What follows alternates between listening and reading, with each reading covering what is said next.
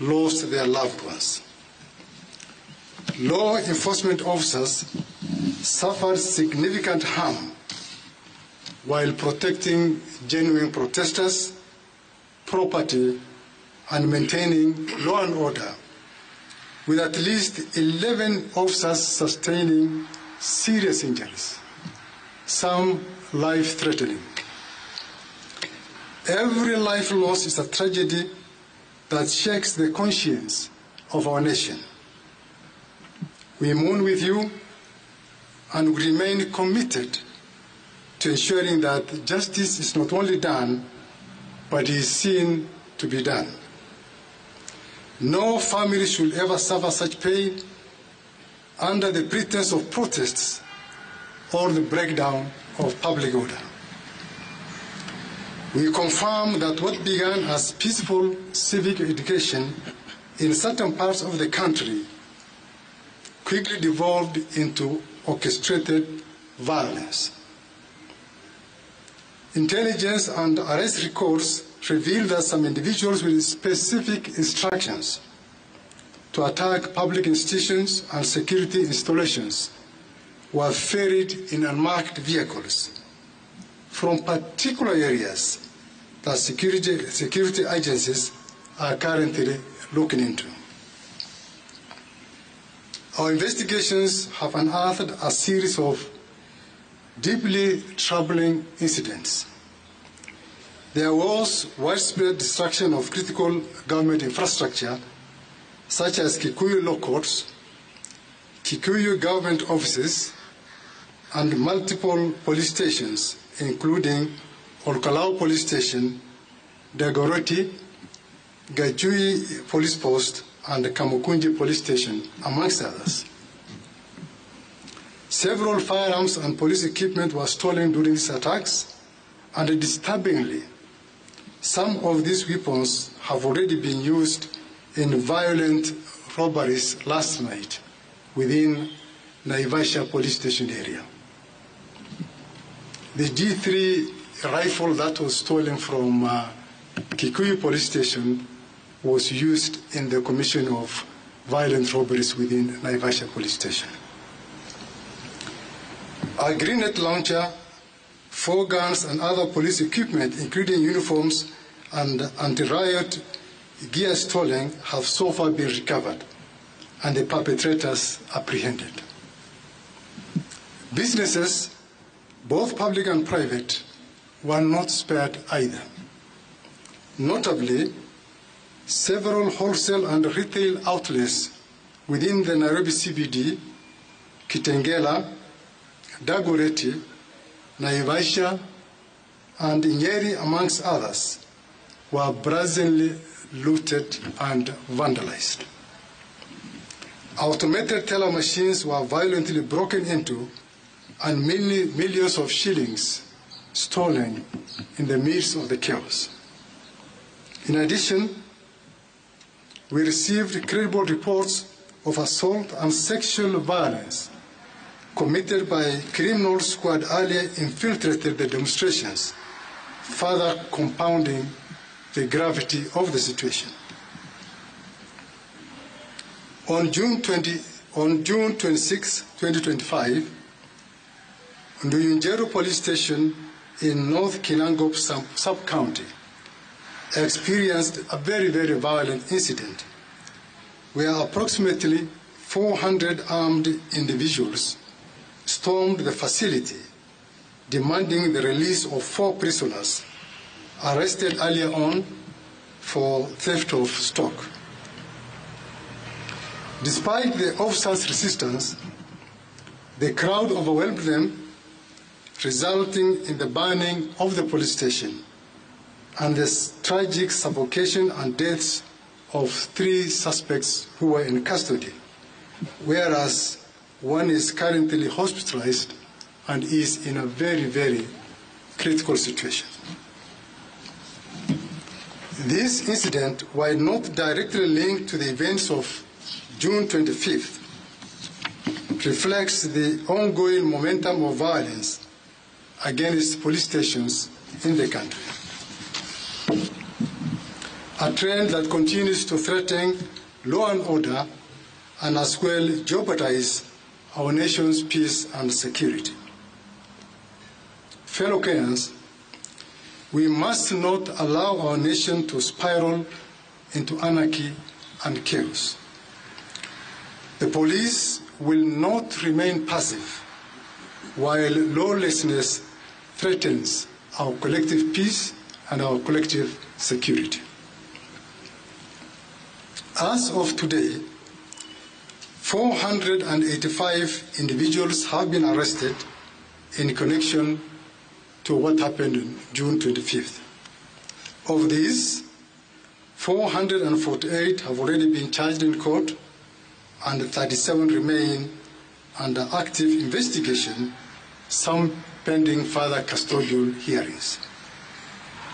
The charges range from murder, terrorism, rape, gang rape, arson, obstruction of police officers while on duty, breaking and stealing, robbery and as well robberies with violence, stealing from locked motor vehicles, incitement to violence, handling stolen goods, malicious damage to property, and possession of illegal firearms. Further investigations, including statements obtained from those arrested suspects, reveal a deliberate and well-funded plot to incite chaos, civil unrest, and widespread anarchy under the guise of public protest. Evidence indicates that the individuals were strategically mobilized and transported particularly into Nairobi from various parts of the country, not to express their legitimate grievances, but to execute a well-coordinated agenda of disruption and violence. These actions were not by any means spontaneous. They were orchestrated, and we are actively pursuing the key planners, the mobilizers, the financiers, and the facilitators behind this kill, and they will be brought to justice very soon. The complaints we have received from across the country draw a clear and troubling line between lawful protest and outright criminality. While some youthful protesters joined the demonstration in good faith, some individuals tragically, even some who had marched peacefully, later turned on fellow Kenyans. They engaged in sexual violence, theft, and broke into homes and businesses. Such acts not only violated the law, but also betrayed the very ideals the protests purported to uphold. When demonstrations descend into violence, intimidation, and destruction of property, they do not advance any cause. They discredit it. They erode public sympathy and distort the message of those who genuinely seek reform through lawful and other constructive means. It must be clearly understood that the right to protest is protected under our Constitution, no doubt, and we respect the voice of every Kenyan seeking accountability and reform. However, when a bona fide protest is infiltrated by criminal elements, it becomes a threat to national security and a threat to public safety. I must commend those who protested peacefully and distanced themselves from acts of lawlessness. Some among them became victims, themselves were attacked, robbed, or assaulted by those who took advantage of the mob. To those who orchestrated funded and mobilized the undermining of genuine protests. Your actions are an assault to the exercise of the sovereign power of the people of Kenya. It has not gone unnoticed, and as you will be swiftly held accountable for your deeds. We call upon members of the public to continue sharing information that leads to the tracking of the stolen firearms. Actually, as this afternoon, we were able to recover one of the stolen pistols from Kikuyu police station. The stolen goods from businesses, the apprehension of the suspects, and to restore normalcy in the affected areas. We also call upon all the victims of the thuggeries, those whose shops were looted, property destroyed, and who are yet to report to the police station to come over and report to the police station so that they'll be able to assist in the investigations. To the families who lost their loved ones, to the citizens who were injured, those who lost property, and to the peace-loving citizens of Kenya, we hear you, we stand with you, and we will decisively and lawfully act in your defense. This is not just about law enforcement, ladies and gentlemen. It is about safeguarding the future of our democracy, ensuring the safety of our communities, and restoring faith in the systems that hold together our republic.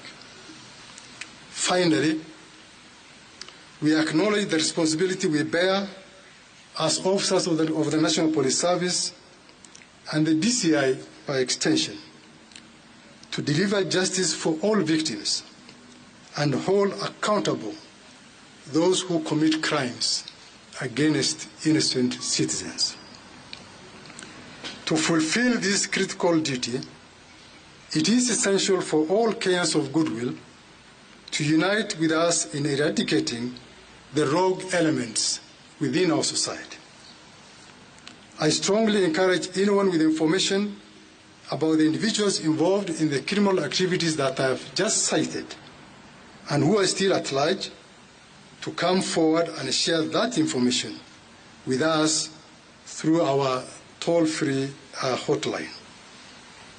Once again, I wish to reaffirm our commitment to thoroughly and promptly investigate all the criminal cases and deliver timely justice to the victims. The DCI remains steadfast and resolute in ensuring that our nation is safe and secure. Thank you very much. Thanks. The DCI will take a few questions.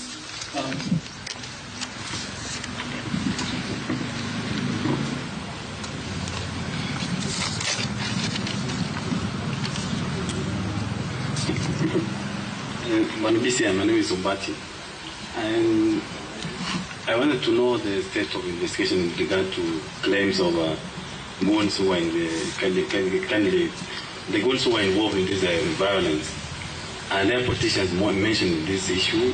For example, people are saying the opposition was involved in mobilizing these goons to attack the genuine demonstrators. Please let us know what the position of that. Yeah, my name is Emmanuel Cho from Citizen TV. Just a question. Number one, where is Ndiangui Kinyagia, the blogger who was taken allegedly by the DCI? Where is he? Ndiangui Kinyagia. It's trending on X. Number two, which are these names that you're targeting who sponsored and goons on the streets? And number three, you talked about the violence sexual violence that was witnessed. Do you have cases? Which ones? Where were these offenses? Where were the offenses happening from? That would be really good ones. And lastly, the intelligence that you say told you that you have these planners planning these things. What did you do to that intelligence you got Did you act on it? Asante sana. Jina langu ni Laban kutoka NTV. Nina maswali mawili. Kuna madai ambayo yameibuka kuhusiana na wizi wa mabegi 7,000 ya mbolea kutoka kwenye bohari kule Meru ya thamani ya shilingi milioni 29.5. Je, ilifanywa na wale wahuni?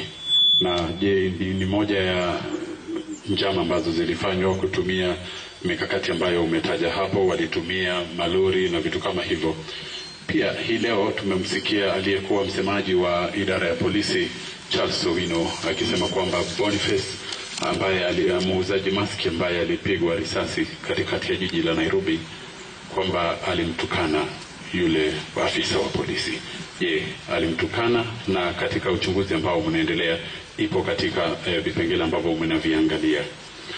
Ya tatu na la mwisho ni je, uchunguzi huu ambao tayari mmekwisha anza, inaonekana kwamba pengine imejikokota sana ikizingatiwa kwamba mbele ya kamera wakati wa maandamano walionekana wale wahuni wakiiba, wakivuruga na vitu kama hivyo. Sijui kama kwamba inaonekana mnalaumiwa kwamba mmechelewa sana katika kuwakamata, na hawa ambao wanasemekana kwamba ndio mpanga mikakati kutoka eneo moja, ni eneo lipi na ni nani huyo?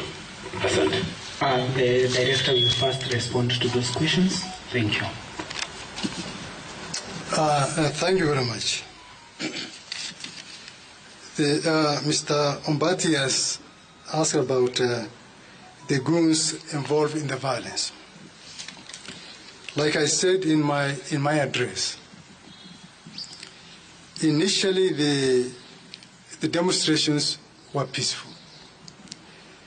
But along the process, the entire process was hijacked by goons.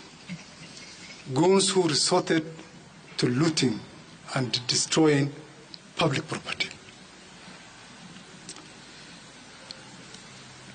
The state has the monopoly of violence. The state cannot cede its monopoly of violence to goons.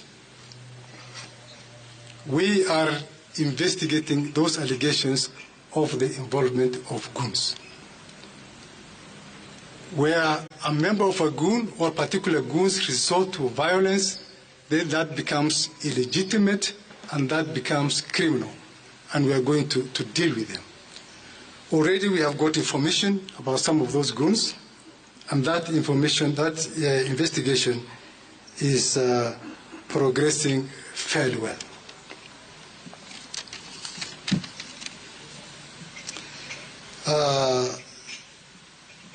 Emmanuel Lato, citizen, you spoke about targeting. Maybe you can repeat your question, Emmanuel. What were we targeting? Of course, yes. We have started our investigations long before. And this also answers somehow the question by the NTV. We are progressing with our investigations. And we have the names of the perpetrators. As you are aware, the wheels of justice, they grind slowly. Yeah? But it grinds exceedingly fine. So very soon we shall get all of them. Yes, we have received cases of sexual harassment, rape, and sexual assault, mainly within the domains of Nairobi area and Nakuru and Naivasha. For investigation purposes, we may not be able to share with you the details of the victims, but it is true that we have received that information, and that matter is under investigations. The aspect of the fertilizers, yes, there was that allegation that some fertilizers were stolen. Again, it is a matter under investigations. It may be linked directly or indirectly to the demonstrations. but it is under investigation. Any other question?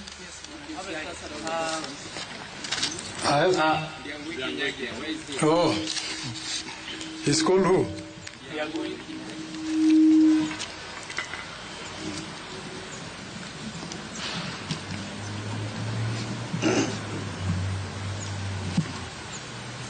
Ndangui Kinyangi was a person of interest to us.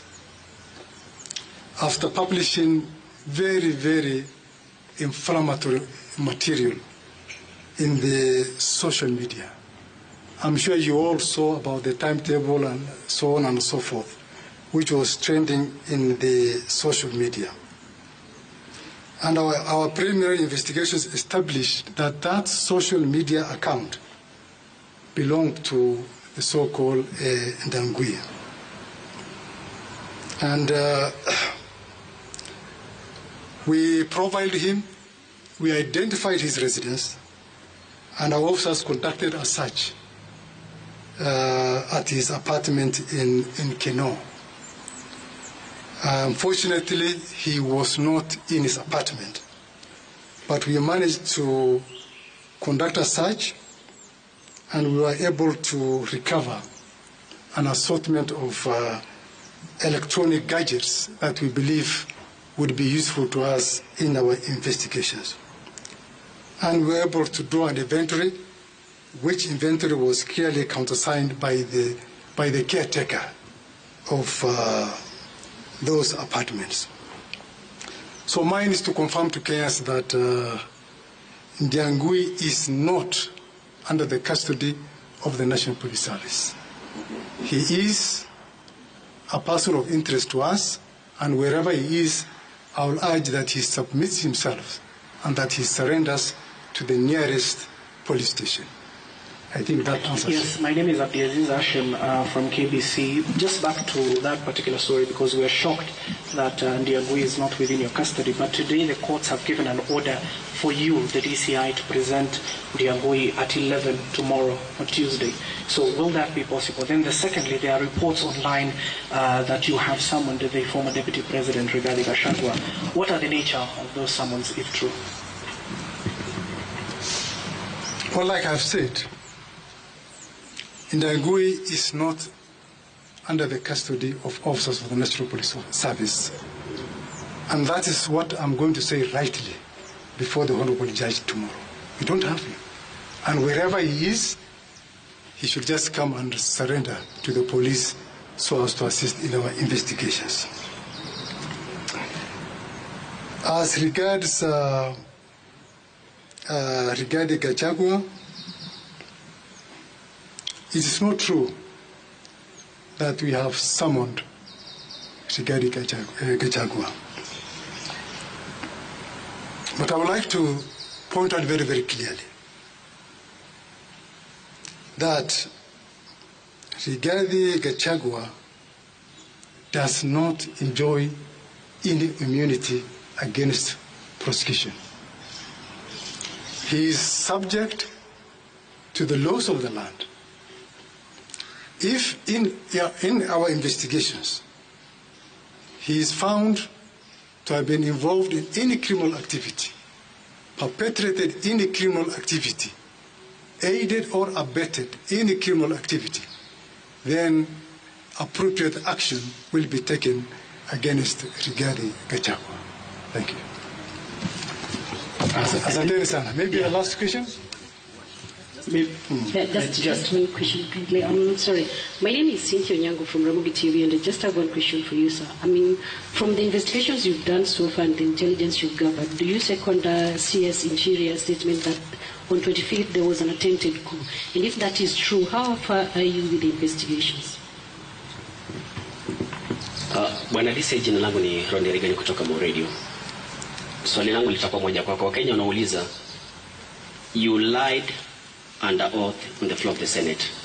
So why should the Kenyans believe you anymore when it comes to matters criminal investigation? Mbona Wakenya waamini? Asante sana. Let me take these two questions.